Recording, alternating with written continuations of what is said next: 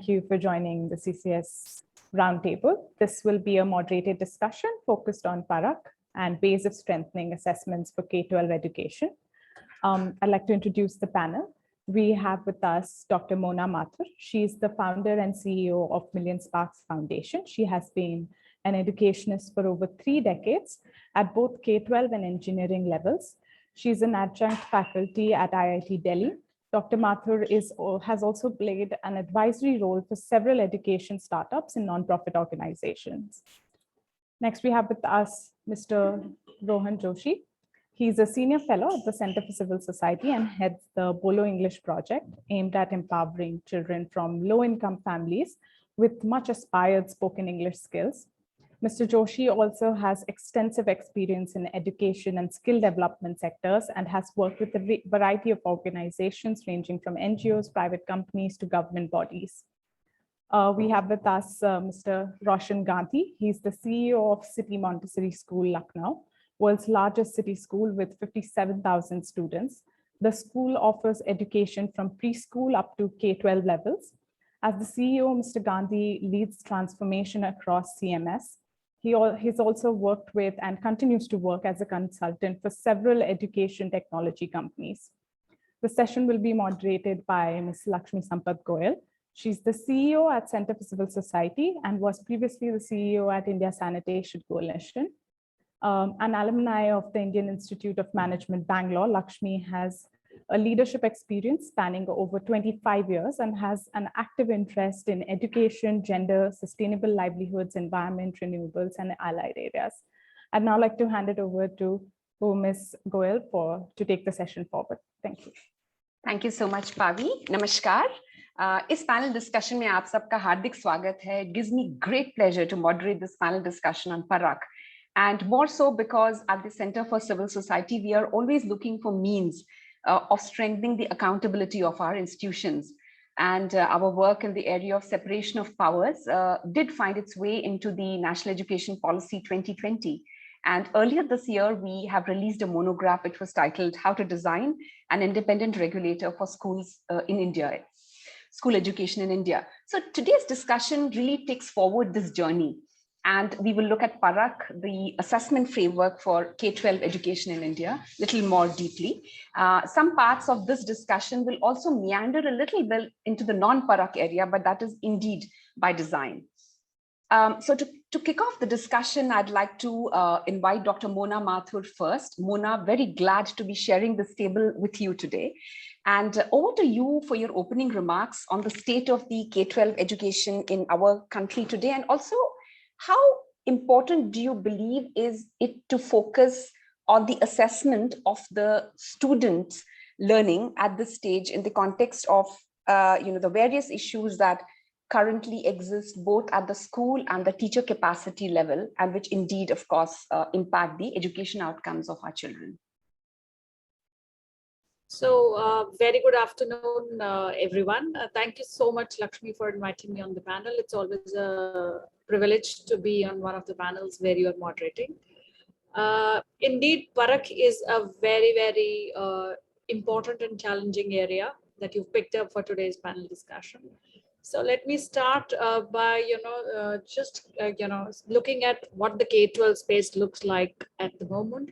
So if we could divide it into 3 areas, which is the primary, the middle, and the senior, very clearly in the primary area, we are very well aware that we have not been able to bring students to the foundational literacy and numeracy, which is basically saying that if at class 3 level, the child should be able to read. Itna wo pad sake ki ab wo pad ke khud seekh sake.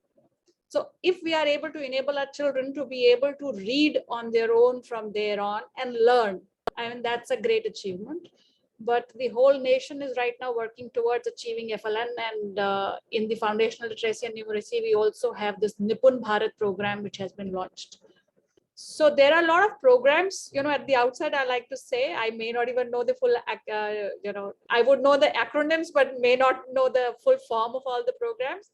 But primarily, all of them revolve around one key focus, which is let's take the children to building their competencies.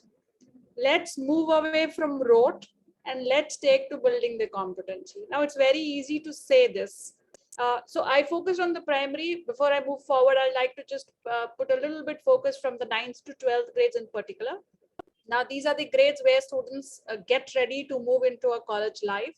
So opportunities which will open up to them, what are the areas they can pick up? While the education system has moved a little in the direction where the students are now more open to pick up different areas. I mean, a student who can score well does not get branded as a science student. And while the other way, it's not usually the case, but a lot of students who score well in grade 8, grade 9 move on to take humanities and other subjects. So as an education system, we have become a little open, and I would, this is congratulations to our teachers and students and parents who've been able to take a step in that direction. A lot more needs to be achieved though. So this is how the education stands today. Now, when we are looking at developing our FLN, and we are looking at ways in which we will allow our students to, explore different subjects and use K-12 as an exploratory ground and decide what they want to do in their future lives, assessing students in the right way becomes the key. And if I continue to assess you on your rote, you do not focus on your competencies. So what competences are? Readying children for the 21st century skills, and building that as an integrated part in the K-12 system is a challenge in itself. So that's the challenge number one. Now, when we talk of integrating the competences into the learning, the question obviously comes, unless I assess the competencies in the right way, I will not move away from rote and get into learning the competencies themselves. So it's a kind of a chicken and egg problem where you want to develop the right framework for doing the assessments, but that cannot happen till the child really learns in the classroom using a competency-based framework. Now, what do you get started with and how do you move? So I think a lot of effort needs to be done in that direction. The foundation has been laid by bringing the NEP 2020 forward, the PARAKH framework, also to sort of we just bring into the light that actually PARAKH is addressing all sorts of assessments right now.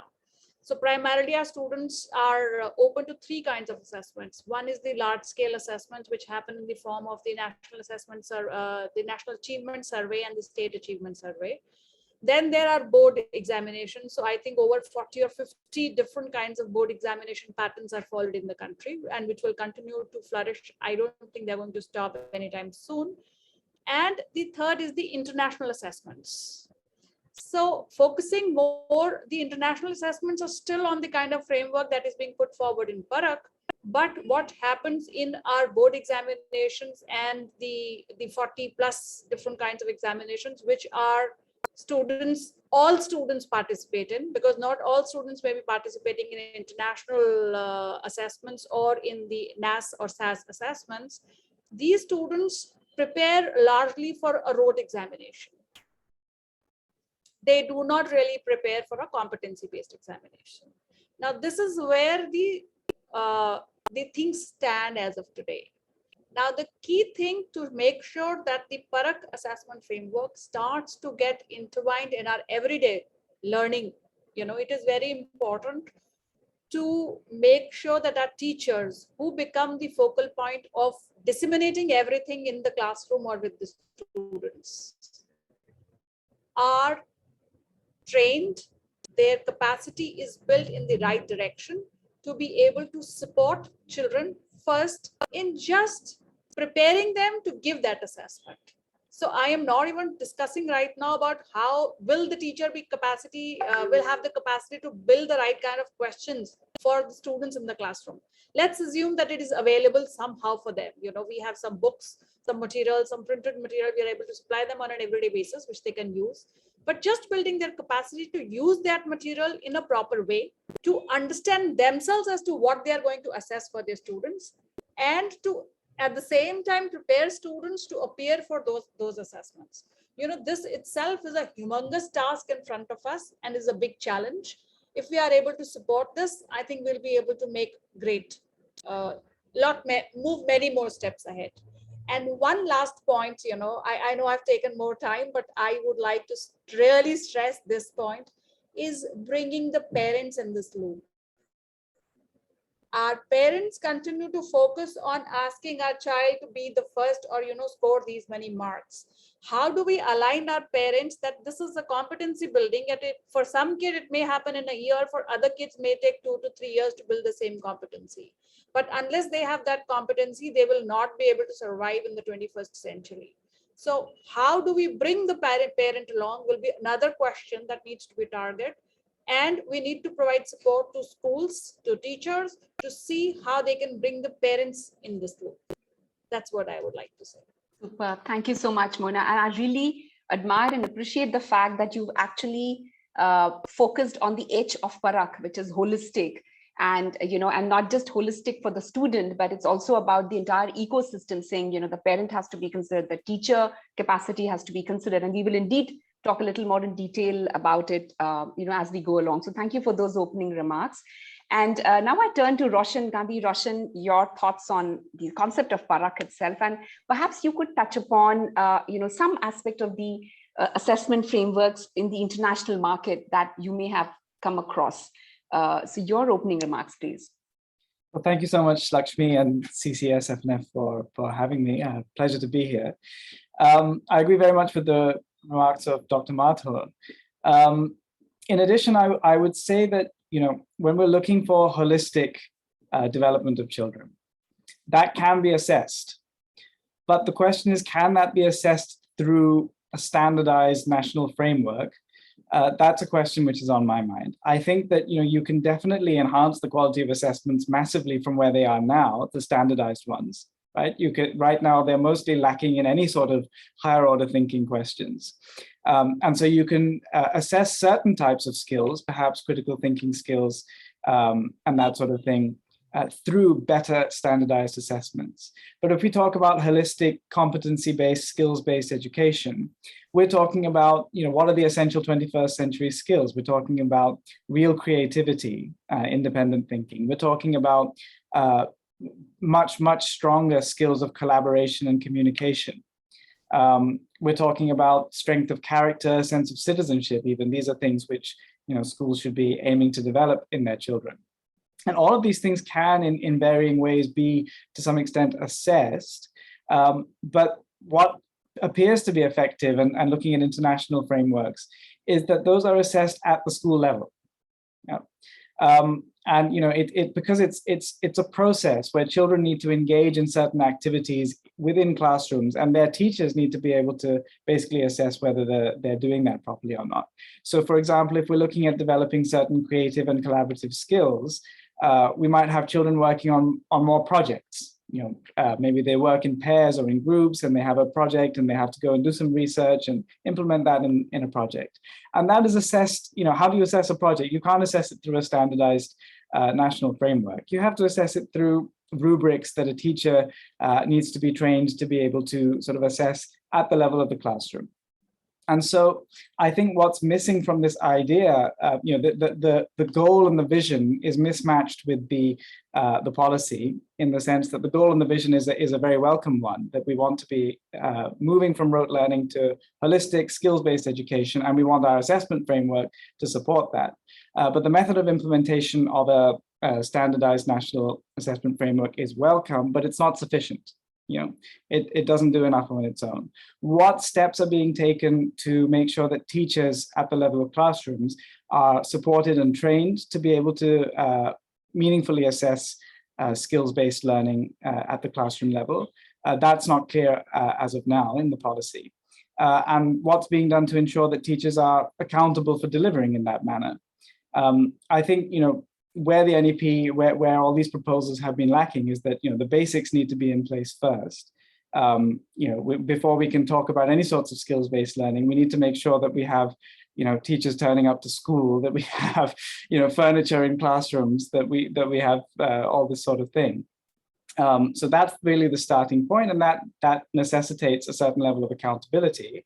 And accountability can be developed in more and more advanced ways, that teachers, it can be seen that our teachers filling their rubrics properly. That needs to be done. Now, that sort of accountability is perhaps slightly subjective, attendance is an objective accountability. You can measure objectively whether a teacher has turned up to school or not.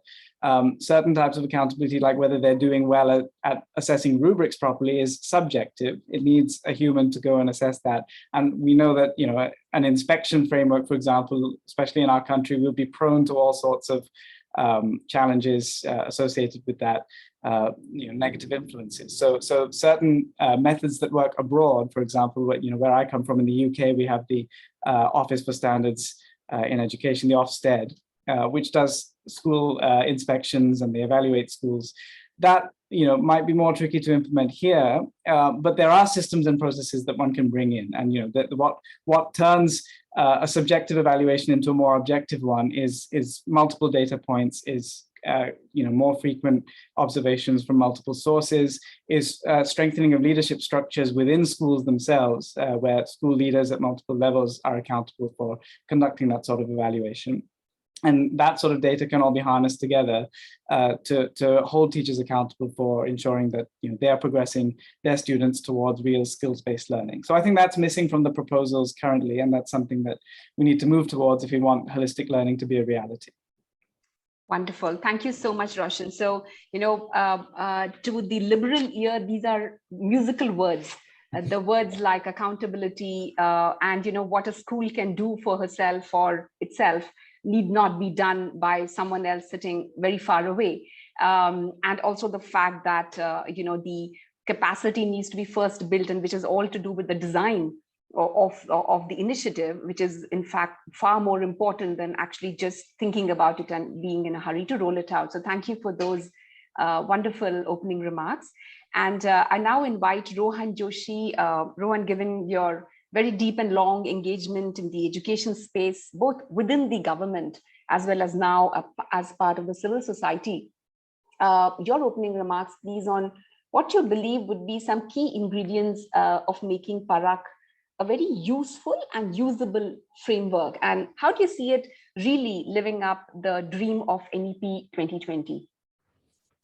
Sure. Thank you so much, Lakshmi, for inviting me, and also a great topic to talk about. There is a lot that Roshan and Mona have both covered, and I think especially the point Mona made around parents and the points that Roshan made is around holistic assessment and how much of that can be actually tested through standardized assessment, both resonate very deeply with me. And those are my main points ahead of what can make PARAKH implementation sort of successful, and to that extent, how does it contribute to the broader vision of NEP. Personally, I welcome PARAKH to an extent and with a lot of caution, lot of precaution. And before getting into what can make it successful, let me just sort of share something that both Roshan and Mona have so far not covered, or sort of adding to what they have already said. Is that we all our policies, in fact, the discussion on what assessment should be predates education policy in India. We had a semblance of board examination in 1857 in India. And since then, the discussion on moving focus of assessments from standardized assessments to moving focus from rote learning to actual learning has been very much valid. So assessment reforms discussion per se is not new. NEP sort of reintroduces it. And previous policies have talked about it. We have national curriculum framework. So the two of them have previously talked about it. So PARAKH I see as a welcome step, a step in that direction, sort of one step ahead of what we have already done. So to that extent, I welcome it. Now, all the concerns that are there, and especially seeing it in the global context, that US is actually considered as a hub of standardized testing. And it's called an end of the start of era of start of the end of the era of standardized assessments in the US. And we are now launching it now. So it's been 20 years, US has emphasized on standardized assessments, and now it's considered end of an era. And why? So it's actually some of the points that Roshan has already one of the research studies shows, 2015 study, that in the US from pre-kindergarten to 12th standard, average a student takes 112 standardized assessments. So on an average, 7 standardized assessments per year. And in India, knowing that once there is an assessment, there will be another assessment to prepare for the assessment, which the teacher will conduct. So because that's what the teachers want, that they want their students to do well in the main assessment. So the burden it puts on students to prove both accountability as well as informing their own instruction is very high, especially the age group we are talking about, 3rd standard and 5th standard. So I do feel that that's too early and we need to think about the objective and how we are going to do this. And the second one is about the feasibility itself, both in terms of operational feasibility and second, what can be tested in the assessment. So I'll start with the second one, which is what can be tested in the assessment. And here is the screen. And I just want to point out to one question that came from an anonymous attendee, and it's an interesting quote. Said that it's Goodhart's law that when a measure becomes a target, it ceases to be a good measure. I'm going to add to that with the screen I'm going to share. So this is what we call the Mcnamara Fallacy. The first step is to measure whatever can be measured, which is okay as far as it goes. Second step is to disregard which can't be measured or give it an arbitrary quantitative value. This is artificial and misleading. The third step is to presume that what can't be measured easily really isn't important. That is blindness. And the fourth step is to say that what can't be measured really doesn't exist, which is a suicide. So in terms of student learning, there are many factors really, which can be measured and which cannot be measured at all. So, and what cannot be measured actually contributes significantly to students' learning. Home environment, home conditions, parenting, students' natural aptitude. And a lot of these factors, I'm not sure our testing ability currently has the ability to test this at a standardized and a universal scale. And to that extent, there is a question against the feasibility. So I hope PARAKH becomes a platform to think about all these critical issues rather than running into implementation mode. We have a lot that is going on and we can continue doing that and introduce PARAKH at the time we are ready. Now, that's really the sort of core points I have in terms of feasibility, in terms of implementation.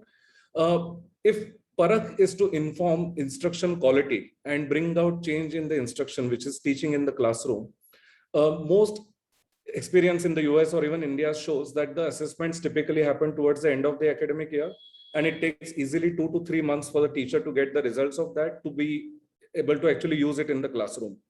So some of these factors also might actually point more towards what Roshan was already saying, that in-class testing and building the ability or capacity of the teacher to make such tests available, accessible to her, could be an interesting way for PARAKH to think. I think these are some of the initial points. We'll talk a lot more about what the research globally says and what are the experiences from standardized testings elsewhere. But I do welcome this with a lot of precaution and cautiously, because the amount of burden it can put on students and we becoming test centric rather than improvement or quality centric. So that's really what my sort of early points are. Thank you, Rohan. And those numbers are going to stay on all our minds for a very long time. That's many number of standardized tests that the kids in the US are giving. And I'm again reminded of the time when my son used to complain that he wished he was born in the US and he didn't have to really carry these books to school. And I will remind him of the number of tests that he did not give, having studied in India. So that's really fabulous opening remarks from the three panelists. Let's now dive straight into the heart of the topic. And we'll start with Roshan Gandhi. Roshan, the City Montessori School has a very unique approach to the K-12 education. And one of the lines on the CMS education site that caught my eye was, it said, good education must produce much more, a good human being with broad range of capabilities. And in your opening remarks, you did talk about the fact that a standardized assessment framework is incapable of doing it.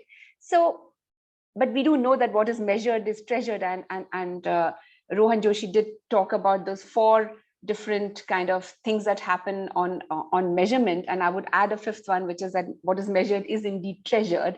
What you do with the treasure is your call, of course. But how do you see any form of assessment taking shape for accounting for various methods of teaching that indeed coexist in the market today?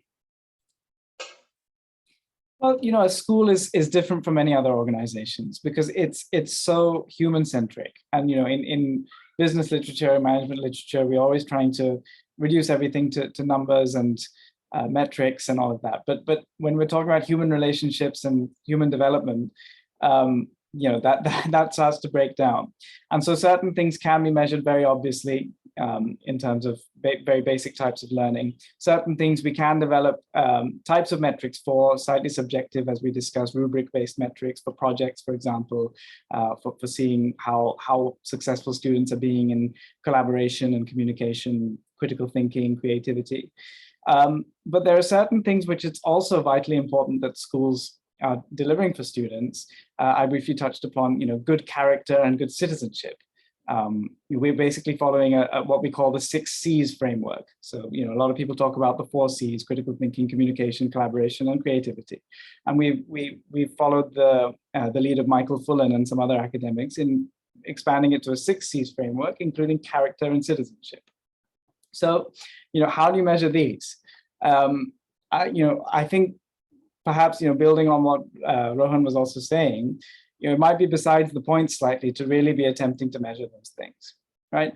I think, schools need to focus on developing the right kind of culture, the right kind of leadership and the right attitudes amongst teachers. And it's from that certain aspects of the holistic development of a child, like their good character, will develop. So, the focus of all of us in CCS and in liberal institutions is on outcomes, is on accountability, as you said. But sometimes we do need to look at inputs too, and in this side of things, when it comes to, developing children's attitudes, their way of interacting with people, we do need to look at inputs. We do need to make sure that teachers are behaving in certain ways and have certain patterns of behavior. And that's, again, not something that can be measured through assessment, right? How can you hold a school accountable for, good culture, whatever? I think, that's also besides the point today, perhaps, simply because, as we all know, India's education system is so many decades behind in many ways. That's really a very advanced state of being. And, to try to focus on finding some way of some system where we can evaluate the attitudes of teachers at scale right now on today's date, when we haven't even got teachers turning up to school, as I said, would be an overambitious task to attempt. So let's take it in stages. Let's set that as a sort of futuristic vision.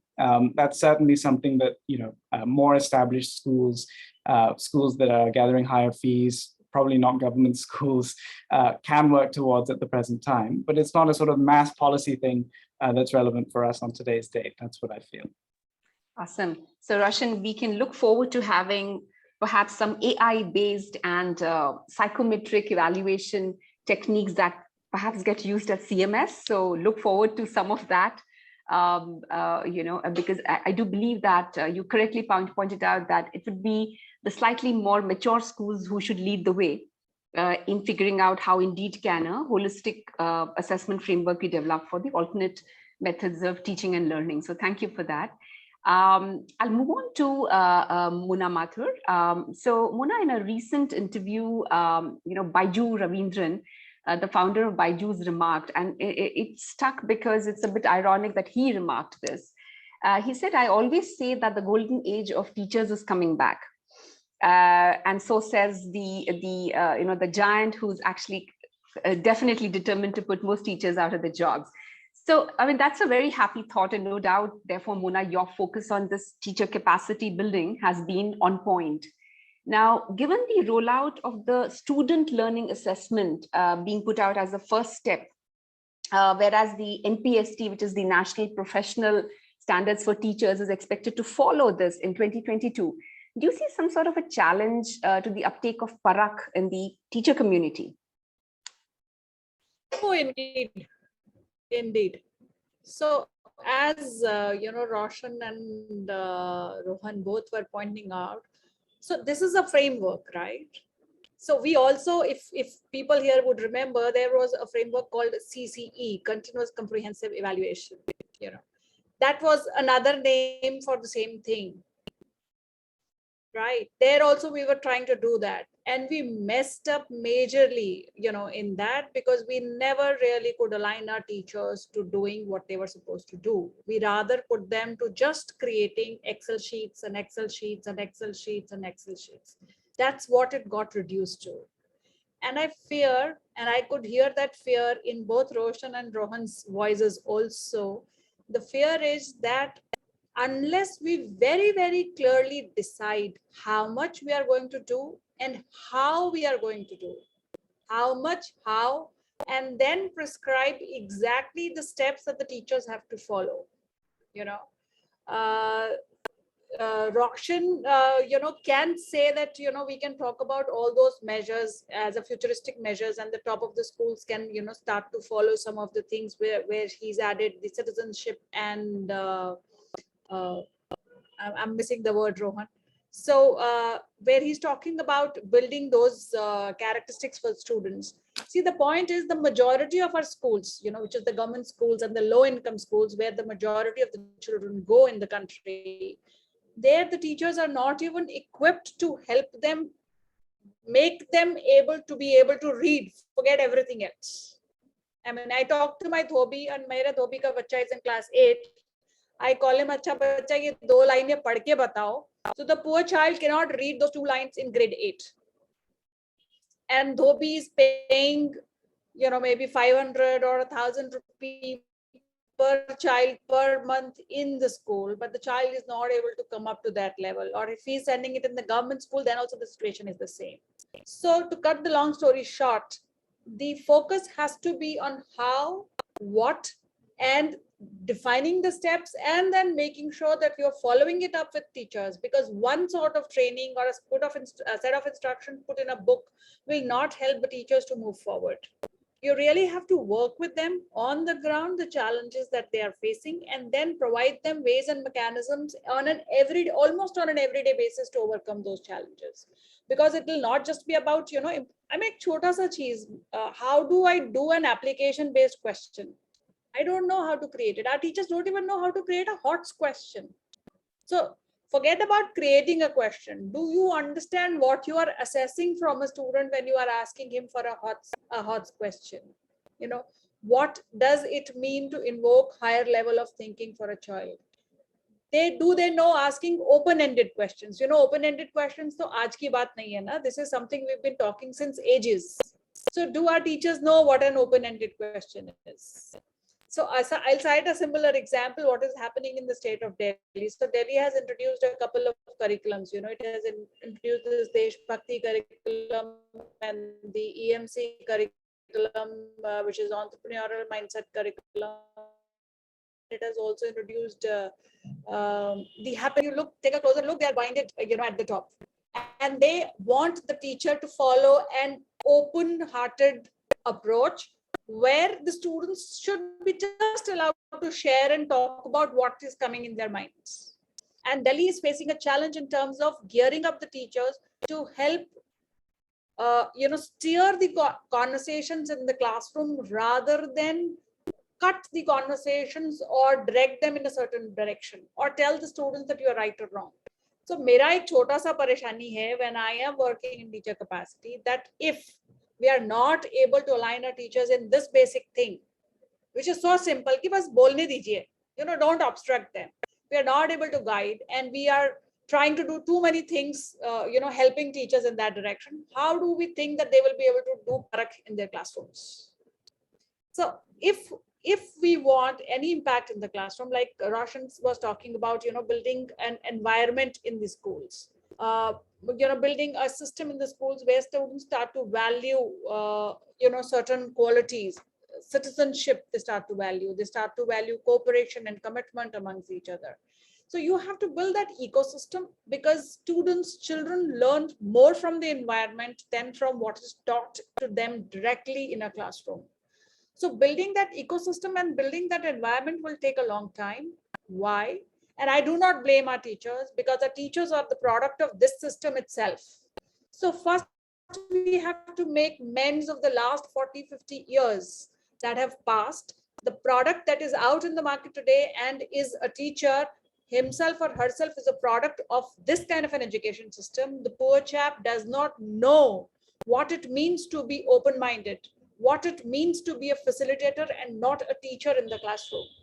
So I think if we just start to focus working very, very closely with our teachers, support them, build means and methods to support them on an everyday basis, we can start to see, it's not about telling me ye kar do. it's attacking my mindset. So when I'm saying mine, it's the teacher's mindset. If we can attack the teacher's mindset, if they open up, it's just about opening them up. You open them up, they'll find their ways. They are learned. They know how to read and find their ways, right? So what we need to do is we have put them in a closed box. We need to open up their minds, and then they will start to find ways. Then they will learn to interpret PARAKH on their own. And this is one piece. At the same time, can we set up some mechanisms by which the school leaders can be allowed to do some experimentation on their own? Fortunately, unfortunately, because of the board systems, we bind our schools and their systems too tightly into a structure. We don't allow them to experiment. And actually, the teacher is the most learned person in the system, because that is the person who's closest to the student, to the parent, to the ground reality. If they're allowed to speak, if they're allowed to apply their minds, they will definitely find ways to break through this and help the student learn. Because the ultimate focus is not setting an examination pattern or a standardized examination pattern. The ultimate focus is the learning outcome for the student. So it doesn't matter कि वो परख के रास्ते से आए या teacher के पास इतनी लिबर्टी है and टीचर खुल गया है, and the teacher can go and take that challenge and show how students can learn even without a standardized testing mechanism. Wonderful insight. Wonderful insight. And Mona, wonderful reminder that teacher bhi kabhi student thi. And therefore, jahan bachon ki ungli pakad ke unko chalna sikhate hain, I think the work that you're doing, which is essentially teacher ki bhi baah pakad ke kuch der unko raah dikhana zaruri hai. So that's a wonderful kind of reminder. Thank you for that. And I want to ask Rohan a very simple and a slightly tough question.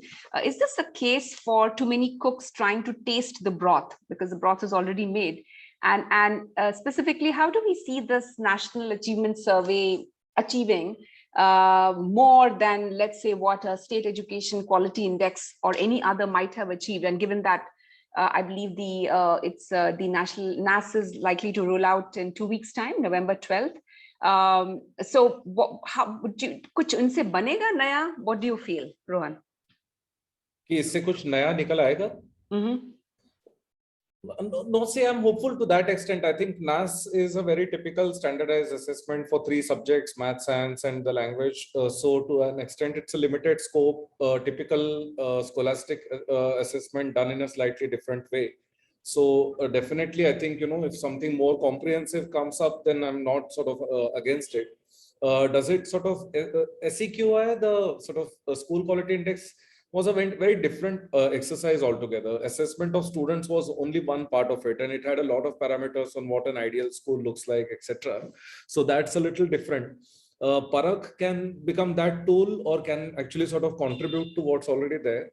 I do think that we do need to then ascribe centrality to PARAKH, and it informs a lot of other decisions in education. So we can't be running multiple standardized assessments at the same time. It will just defeat the purpose and will lead also to the risk of what I was saying before, that too much testing. So I mean, ultimately we have to remember that a pathological test cannot improve your health. It's only an indicator of what's wrong. So you can't just keep conducting pathological tests every month and say my health is not improving. So that's really the thing. I mean, your lab test is a lab test at the end of the day. You still need to eat, exercise, and have access to medication. If not, neither of the two is helping. So I think that's really the sort of point around it. 2 points is that, see, the education choice, which is also what Mona was indirectly hinting towards, is that teacher autonomy or even parental autonomy will come when we are allowing more choice in education. In a very restrictive, tightly bound environment, it is difficult to allow for any innovation. One. Second is that in the other experiences globally, standardized assessment has typically also used to measure teacher performance. And then that's a bit of a risky sort of thing to do, because teacher actually does cover up a lot of bad parenting. So we don't give enough importance to the effort teacher does there, and just assessing them on standardized assessments is not the best thing to do. The third thing to consider is that when we ask parents whether they require accountability in the system, it's been seen that good 80-85% parents agree that we want more accountability in the system. Second is, if we ask them, would you like to know exactly what your student knows, child knows and doesn't know, they will say yes. But when it said, is test the way to do this, then they will say no. So there is a unanimous, even among the parents, testing has its own sort of like concerns, and this is what we see globally as well. So I think, these things will need to be sort of kept in mind. NIS being launched right now in next 2 weeks, I don't think PARAKH will have any implication on that at all. It will, in most probable sort of way, it will go as it has been going all these years. That I don't sort of see changing much. In the longer run, I do hope that we do away with some of the other standardized assessments, and what we introduced through PARAKH, the 4 or 5 different types of assessment that are envisaged in NEP, then become the only assessments we are conducting. But once again, it all comes with a lot of sort of pinch of salt. A couple of very funny anecdotal sort of experiences. In Andhra Pradesh government, there is this large program called Badi Parivartana, which is basically school reform program. So we were sitting in one of the meetings that the Commissioner of Education had called, and there were some 20 NGOs, and they were all talking about their different assessments and results. And then ultimately they all realized that all their baselines were done only in one district, which means that there were 20 baseline studies done in one district, each one. So, so that's the over-testing risk I'm talking about, that when you do PARAKH, it doesn't stop other innovations and other things from conducting their own assessments. And we will be sort of burdening students with too much testing. What it really sort of does need to do, which both NIS have fallen short of, SEQI, the School Quality Index, tried to do it to an extent, is actually holistic development of education itself, and not taking away our attention from what we already know, that teachers do need capacity building, teachers need support, teachers need allow sort of some space and authority to innovate, and then we will sort of be ready to do these assessments at a standardized sort of at a large scale. And the last point I would like to cover, in diverse societies such as India, we know that the learning that happens in class also has a lot to do with the socio-economic background and well-being of the students. So introducing the same assessment to be taken the same way by all students, despite of where they come from, can actually contribute to sort of making those diversities far more, institutionalize them far more. And they don't sort of, assessments don't point towards what can be done for these differences back home that the students bring into the schools. And I think that's where we'll need to think a lot more about. These are some of the concerns for sure. Yeah. Thank you, Rohan. And you actually, I think the finishing point that you made in relation to maybe there's an inherent bias which is sitting in the type of assessment, which may adversely impact the budget private schools, for example, with whom we work very closely. And that's a very important point to consider. And it's a prayer and a wish that it is indeed being considered in the design. I do want to squeeze in 2 short questions, and short I say because we do have to give 10 minutes at least for the Q&A. So I'm going to go straight to Roshan, and this is more about, given that there are lots of inputs that actually go into what we call as education, and one of which is the tutoring industry. How do we ensure that the assessment which is being carried out is truly reflecting the school education system's health, and not really reflecting the quality of the intervention by the non-school market players who can indeed hide or mask the inadequacies of our system? Yeah, very relevant question. In fact, just this morning, I don't know if any of you subscribe to the Ken, they sent out a newsletter precisely on this, that the edtech industry is full of every possible metric except learning outcomes, right? And that's a situation we're moving in. But I think that's a reflection of the system as a whole on multiple levels. It's a reflection of the weakness of the existing assessment system. It's also a reflection of information asymmetry that exists. It's a reflection of perhaps desperation on the parts of parents, that they need to feel like they're doing something for their kids' education, and they'll throw money at these products that aren't actually producing any measurable outcomes because they feel, because of the marketing, because they feel fear missing out, because they feel they have to do something, but they don't know what it is that they're trying to do because the goals aren't clear enough. And I think it's a problem of a chain in the system from top to bottom, in the sense that the incentives are aligned up completely wrongly, because universities recognize certain qualifications. And the aspiration for any parent of their child at school is to get them into a good university so that they'll eventually get into a good career, et cetera, et cetera. So, universities have ridiculous cutoffs. And they're recognizing these rote learning-based examinations. The rote learning-based examinations, therefore, they don't change very fundamentally. And because, they are conducive to very, very micro differences in results, right? When you have an assessment which assesses application and understanding more, the difference between 99.75% marks and 99.5% marks breaks down. It becomes meaningless. Whereas now, universities are recognizing that sort of difference. So the exam boards, therefore, are slow to change and adapt. And the exam boards are fixed in place in that way. So then schools, they have to produce the results to get the admissions that they want. So they have to stick to that system. So this chain needs to sort of be fixed from the top down. And I think when that happens, then of course, all these non-school market players, which are delivering education in different ways, they are simply responding to the demand that exists. And if the nature of that demand shifts because the nature of what constitutes good education and good outcomes and good assessment shifts, they all have to change. Similarly with the after-school tuition industry, that caters to the demand that exists because you need to just rigorously learn as much as possible and memorize and cram as much as possible constantly. And you need a tutor to help you with that. And if those incentives change, then of course the tuition industry changes and the edtech industry changes, all based around the incentives that are fueling the demand and supply right now. Yeah, indeed. Thank you very much for that really comprehensive, and economics and incentive-based explanation of something that's really going on. And I think it's taking place not just in our country. I think the recent fallout that the government in China had with the large industry there, which is the non-school industry, is also testimony to what might happen potentially in some market. I want to quickly move forward.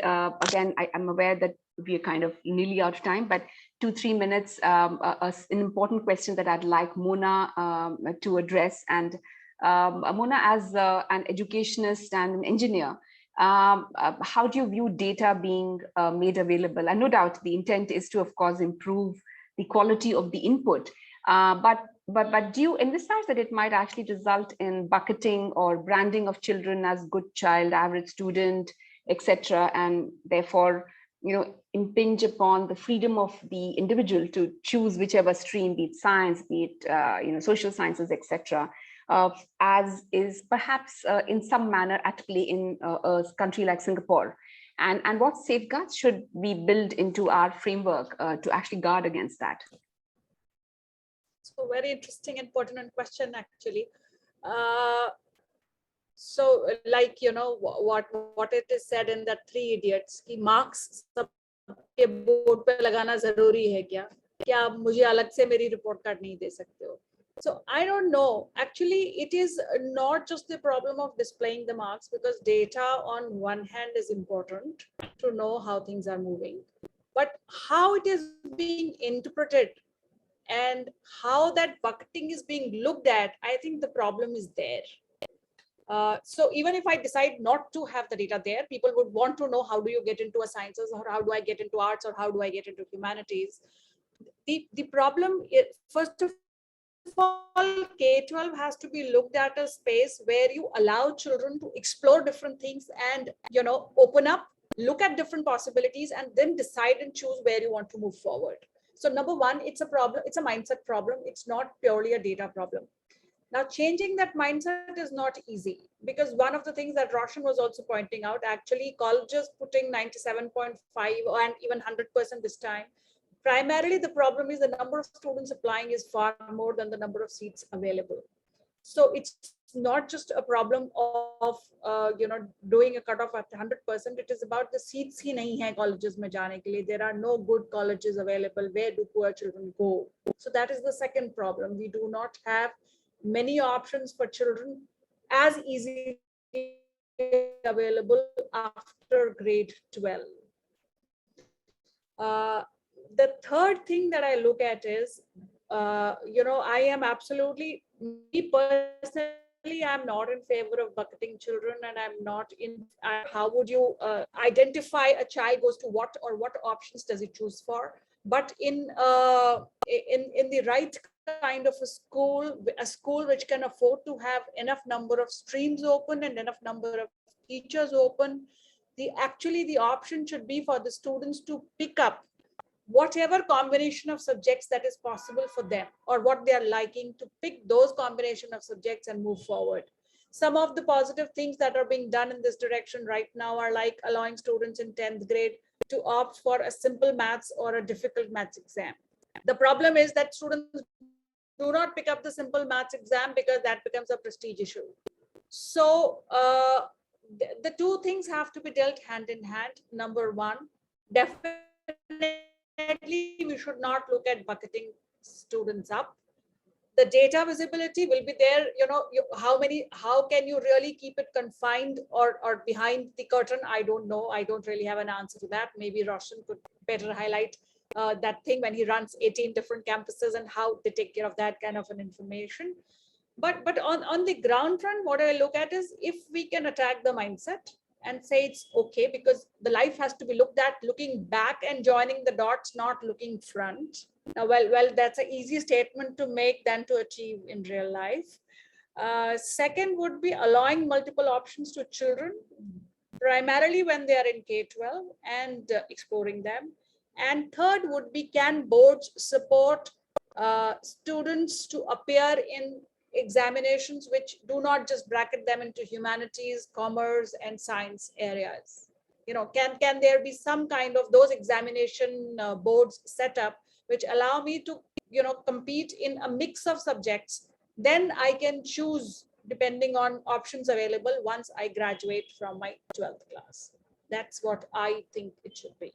Thank you so much, Mona. And this is actually setting perfect ground for us to move into the Q&A. I do have quite a few other questions, but I do feel the need to give space to the many questions that have really popped up in the Q&A. So I'll hand off to Sudeshna to take us through the questions, and maybe we could just dive through as many as we can. Thank you. Thank you, Lakshmi. We've got some very interesting questions that have come in. The first one was briefly touched upon by Rohan. So I'd like to go with the next question, which was posed for Roshan Gandhi. How do you standardize the assessment, and how do you standardize the assessments for virtual and classroom learning now that hybrid learning is being considered as the next learning model, especially in the wake of the pandemic? That's a problem I've been trying to grapple with for the entire pandemic. That's been one of the biggest problems for us as a school and for most schools, because we haven't been able to reliably conduct assessments remotely. We tried it, it was just, there's too much rampant cheating, and however much we want to keep our kids honest, it just takes one kid, and all the others will then follow and try to do it. So we didn't get any reliable assessment results remotely. There are all sorts of proctoring systems that have come up, that use technology and AI supposedly to sort of monitor, eye movements of the kid while they're doing their assessment and all of this. But frankly, none of them are robust enough to avoid gaming of the system yet. You still need to have the kids in front of you with a human invigilator in order to really be able to conduct assessments without cheating. So if we, the easiest answer to the question would be, don't try at the moment to really reliably assess kids online. However, a more advanced answer might be that assessments take all different shapes and forms. And again, it comes back to the question of what are we assessing. I think the very traditional mode of assessment, written exam papers, they don't work online. But as we talked about project rubrics, it is possible for a student to work on a project at home, to present it through an online medium, and for a teacher to make a reliable assessment that way. It is possible also for formative assessment to take place to some extent. If you reduce the stakes of assessment, you reduce the likelihood that children, or the incentives for children to cheat. So having sort of smaller modularized quick tests related to different topics don't call it a test. You can just gather quick data on how gauging how a class is done. During an online class itself, you put a quick quiz up, use an EdTech tool that integrates into your video class, and then quickly gather gauge the understanding of the class. And that's a very simple form of formative assessment, but it keeps the teacher informed of how different children are performing, keeps the teacher informed of how well different topics are being delivered, and it serves some of the purposes that assessment is supposed to do. It's useful formative assessment. So standardized summative assessment online still hasn't been cracked yet, but that doesn't mean we can't measure students' learning progress in other ways. Thank you so much, Roshan. The next question I'd like to pose to Rohan. Rohan, this one is owing to your experience of dealing with so many teachers and students in government schools. The question that's come is, considering teachers in government schools don't have the right incentives to teach, would setting standards and more evaluations really help? No. The single word answer to that is no, and for which I already talked a little bit about before. Yes, there aren't right incentives also, and there isn't adequate accountability either when it comes to teachers. But more importantly, the point on autonomy as well for the teachers, which Mona touched upon. In the government school system, no, I don't think. See, setting standards per se is not wrong. I mean, there is nothing wrong with setting standards, but no, what we just talked about overall, the evaluation. Second is also the ability of government teachers or any average teacher in the country today to conduct tests and to be able to focus on competency-based learning. It's easier said than done, and educators here in the room would agree with this, that it's not just that you change the textbook and tomorrow onwards the teacher becomes a new one and she has changed fundamentally as a human being. So that doesn't work, right? So you just change the curriculum. So you'll have to work a lot on the teachers before. Some might say that why to keep investing in the broken system more? I think that's a bit of a negative view towards the system. There has been urgency is okay, but sense of fake urgency can be disastrous sometimes. That, oh, it's been 70 years we have been investing, but there was never a golden time written that it has to be only 70 years. So some amount of investment in teachers, some amount of accountability being put in place, some amount of parental choice which have been championing that, do parents have the right to ask questions to the teachers, especially in the government system.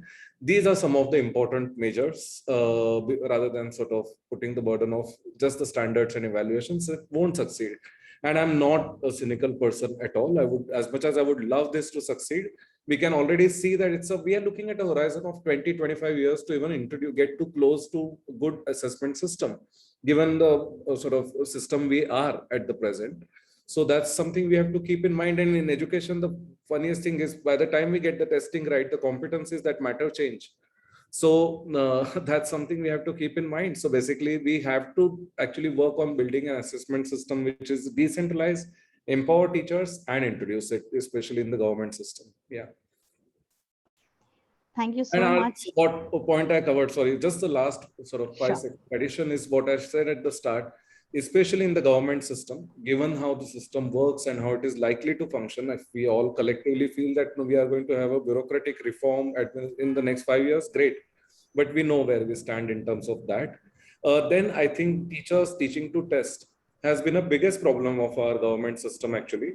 And that's really, so instead of, in the name of removing rote learning, we are going to bring in test-centric learning that only teach what is going to be asked in the test. And that's really something that's very, very dangerous. So we have a lot of distance to ground to cover before we get to evaluations and standards, especially in the government system. Yeah. Thank you, Rohan. The next question I'd like to pose to Dr. Mathur. Dr. Mathur, here's a question that's come in. Ideally, what should the level of autonomy be for PARAKH? Will a statutory status like that for the Universities Grants Commission be crucial to effective functioning? That's a big one. So, first of all, PARAKH is just a framework.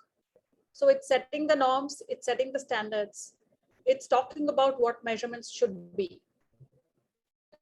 So when you talk about the level of autonomy be for PARAKH, that becomes difficult to specify because That's actually a framework. How it is going to be executed, how you're going to take it forward needs to be defined by all assessment bodies.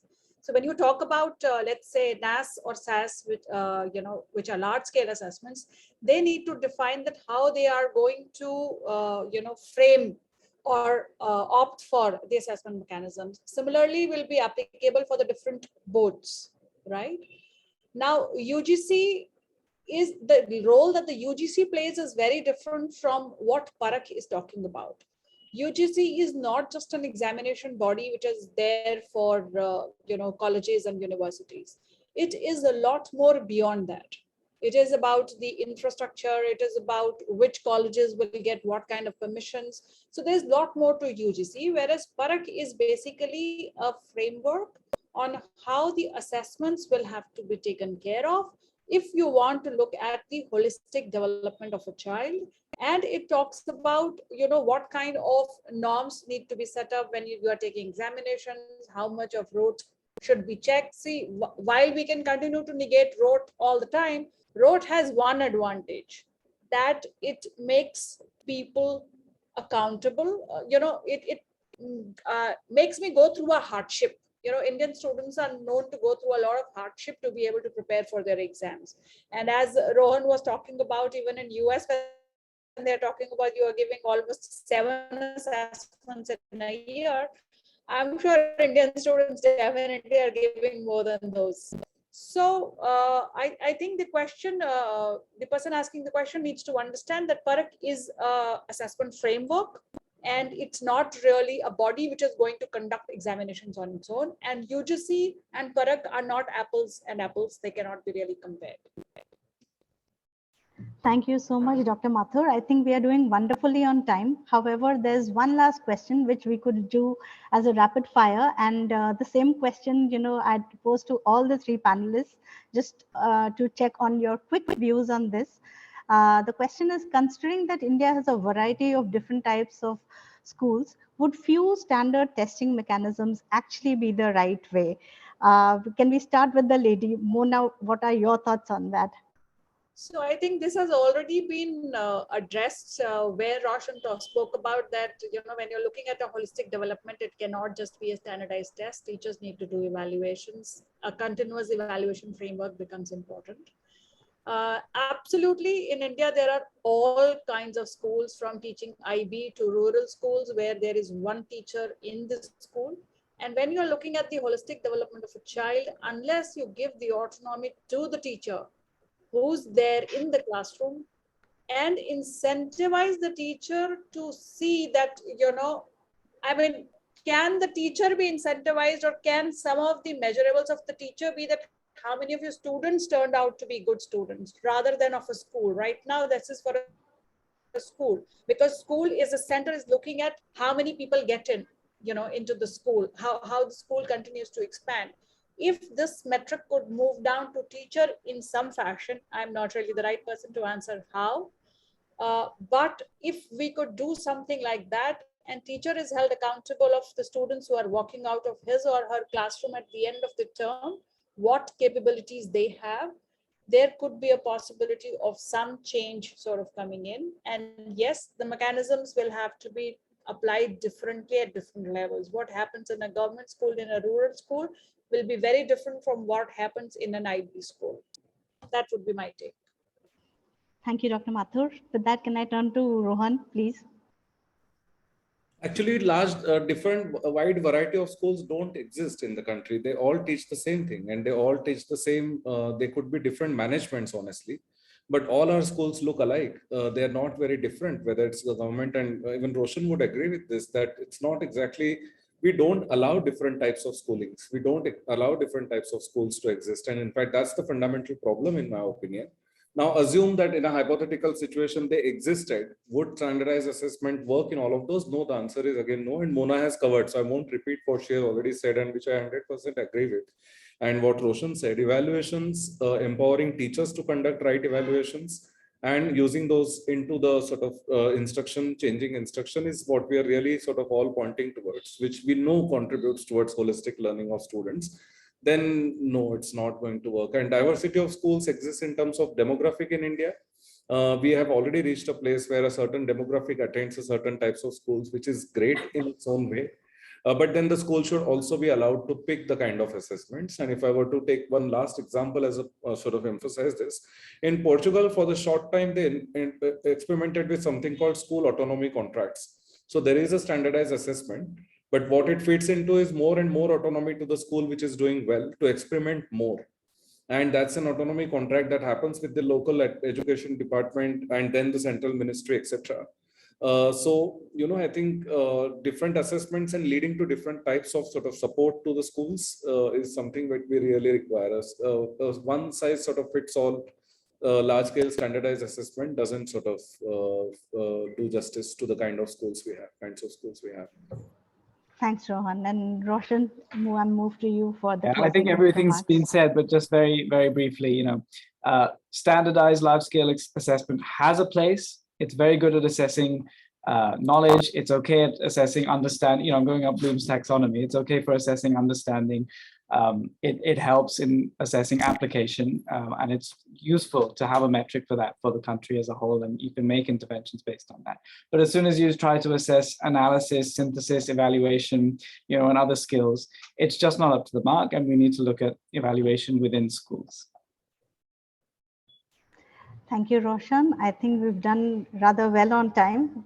And with that, we'd like to close. But before that, I would like to thank all our expert panelists on behalf of the Center for Civil Society for your valuable participation and sharing your very nuanced perspectives on PARAKH, which we really hope in times to come acts as a strong determinant for setting up institutional accountability and promoting a competency-based examination system leading to higher learning outcomes in the country. I would also like to thank our moderator, Lakshmi Goyal, for steering today's conversation in a direction that led to such an engaging and thought-provoking discussion. Lastly, I'd like to thank our audiences for making time for joining in today's discussion. And with that, I'd like to close today's discussion with the hope that we keep the conversation going on effective implementation of the new education policy. Hope to see you all soon again. Thank you. Thank you so much. Thank you very much. Mona. Thank you, Roshan. Thanks, Mona.